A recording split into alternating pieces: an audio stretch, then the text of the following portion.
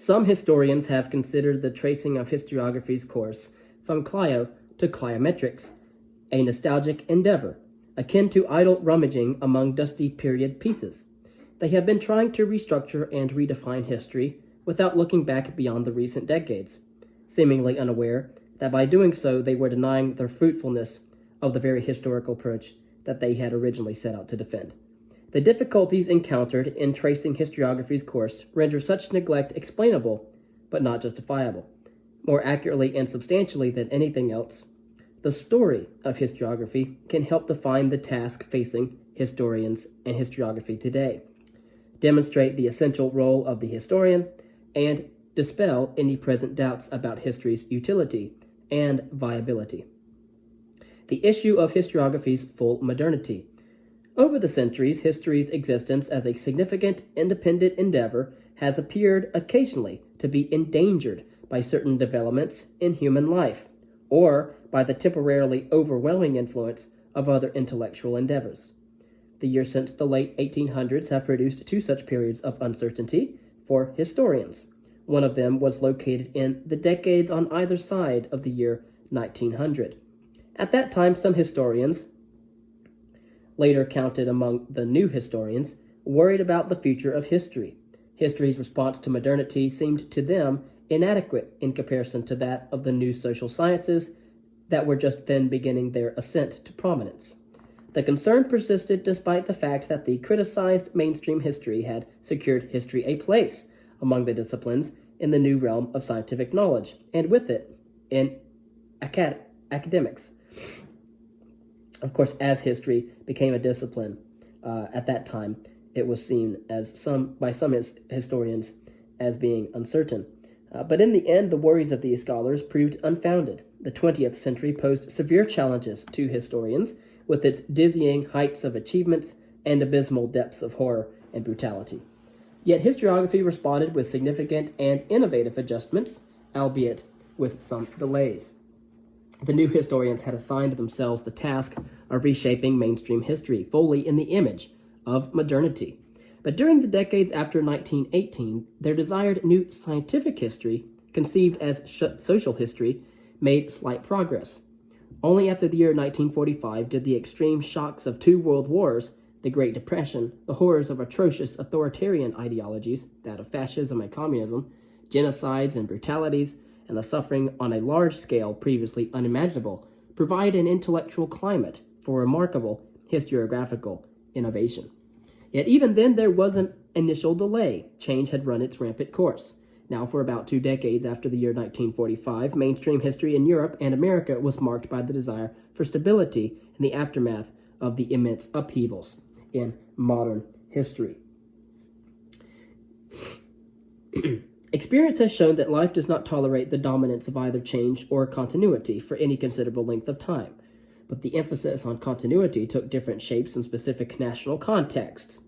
The most prominent examples were the German quest for a newly mastered past, the French reconsolidation of their revolutionary heritage, the English adjustment to the loss of empire and social reform, the radical reorientation of the United States towards involvement in a global world, as well as a consensus interpretation of the American past, and the reassertion of an orthodox Russian Marxism in the Soviet Union. And of course, all of that favored the prevailing historical thought in modern Europe and practice, albeit not without a good measure of adjustments, mainly in the spirit of empiricism. Then, between the mid-1960s and the year 1990, a plethora of innovations in historical thought and practice poured forth, the most important and pertinent of which was the rise to prominence of social history. Traditional mainstream historiography maintained its strong position, with neither its practices nor its ideas abandoned in their entirety. But its vulnerabilities, visible already in these days of historicist dominance, were now readily used against it. The relativism of historicism, of practical importance as ethical certainty in the midst of ideological struggles, compared unfavorably with the claims to an empirically ascertainable truth by social history.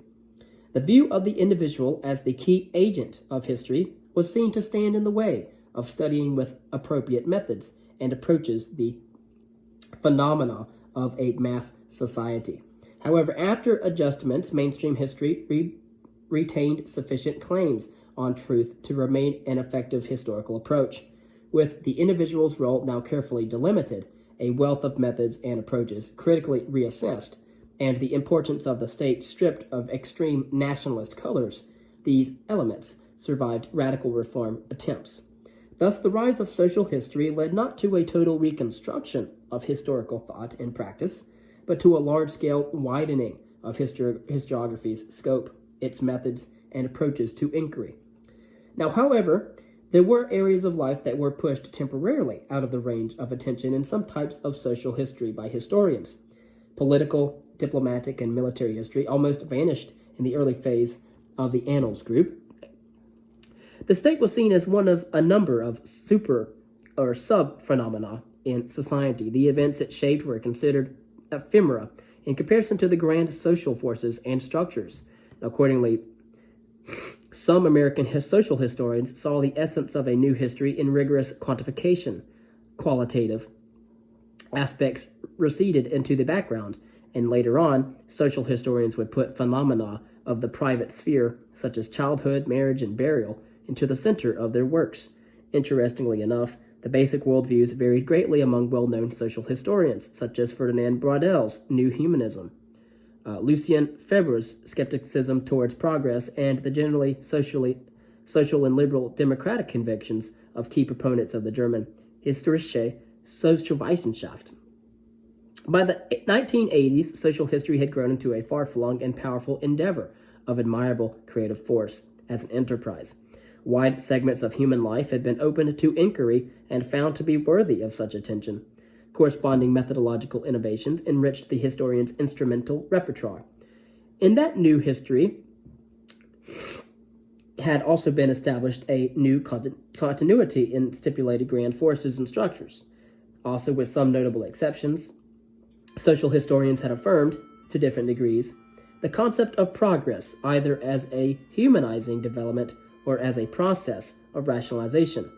In the sense of Max Weber's Rationalisierungsprozess as the constant augmentation of the rational and human life.